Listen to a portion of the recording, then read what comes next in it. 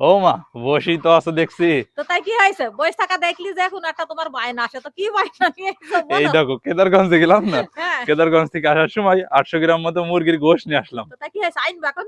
না না, রান্নার জন্য এসছি নাকি? আজকে বৃষ্টির দিন, ঠান্ডার দিন, তাই সন্ধ্যাবেলায় এই গোশত দিয়ে গরম গরম সিঙ্গাড়া ভেজে দেবো।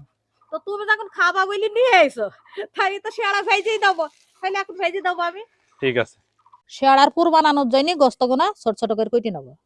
হাড় গুনা বাদ দিয়ে গোস্তটা এভাবে ছোট ছোট করে কেটে নেবো। গোস্ত গুনা কুটার পরে ধুয়ে নিয়েছি। কড়াই তেল দিয়ে দিয়েছি, তেলে দিয়ে দিলাম এবার পেঁয়াজ কুচি, কাঁচা ঝালের কুচি।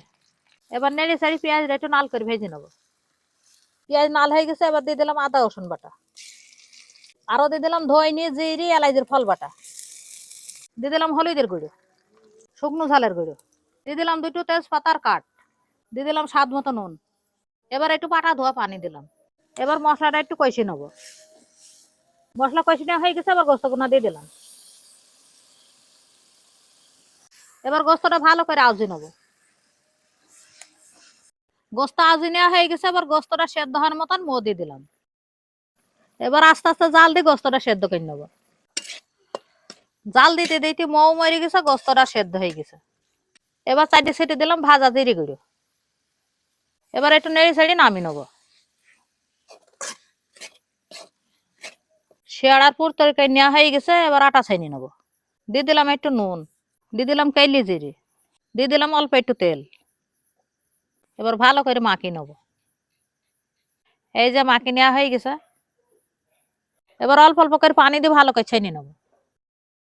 আটা ছাইনি নেওয়া হয়ে গেছে, এবার উঠি বেলিয়ে নেবো। উঠি বেলি নেওয়া হয়ে গেছে, এবার মাঝখান দিয়ে ভাজ করে নেবো। এবার একটা পাটকুটি নিয়েছি, মাছ বরাবর চাপ দিয়ে নেবো। এই যে মাছ বরাবর কেরম দাগ হয়ে গেছে, এবার মাছ বরাবর কেটে নেবো। কেটে নেওয়া হয়ে গেছে, এবার এই কলটা দিয়ে একটু পানি মাখিয়ে নিয়েছে। এবার এইভাবে ভাজ করে নেবো। এবার এই ভাজ বরাবর হালকা করে চেপে নাগিয়ে দেবো। এই যে কত সুন্দর একটা পকেট তৈরি হয়ে গেল। এবার এর মধ্যে যাতে পুরাটা তত করে পুর দিয়ে দিছে। পুর দেওয়া হয়ে গেছে, এবার মুখ মেন নেবো। এবার এই মুখটার চারিদিকে পানি মাখিয়ে নেবো। এবার চারি কলে পানি মাখিয়ে নিছি, তাই সুন্দরভাবে মুখটা মারা হবে। এবার এইখান দিয়ে ভাজ করে নেবো। এবার এইভাবে মুড়ি নাগিয়ে দেবো। এই যে শেয়াড়া বানিয়ে নেওয়া হয়ে গেছে, এইভাবে সবগুলাই বানিয়ে নেবো। শেয়াড়া বানিয়ে নেওয়া হয়ে গেছে, এবার তেলে ভেজে নেবো। তেল গরম হয়ে গেছে, এবার একা একা শেয়াড়া গুনা তেলে দিয়ে দিলাম। এবার শেয়াড়া গুনা নাল মচমচ করে ভেজে নেবো।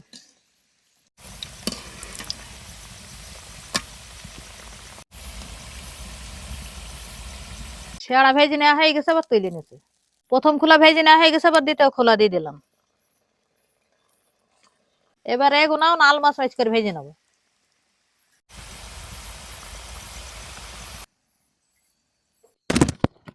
এবার শেষ খোলা দিয়ে দিলাম ভেজে নেওয়ার জন্য।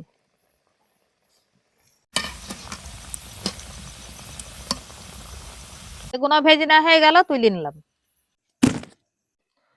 এতক্ষণ তো আপনারা দেখলেনই, মা ভেজে দিল গরম গরম গোশে সিঙ্গাড়া। এবার খেয়েও দেখা যাক। তার আগে আপনাদেরকে আমি একটু দেখাই, একটা সিঙ্গাড়ার ভিতরটা ভেঙে দেখাই। এই যে দেখতে পাচ্ছেন, কত সুন্দর হয়েছে না ভিতরটা, গোশের পুর। এবার খেয়ে দেখা যাক। তো তার আগে একটু সস নিয়েছি, যেহেতু সসের সাথে লাগিয়ে নিই। বিসমিল্লাহ। খেতে সত্যি দারুণ হয়েছে, দারুণ।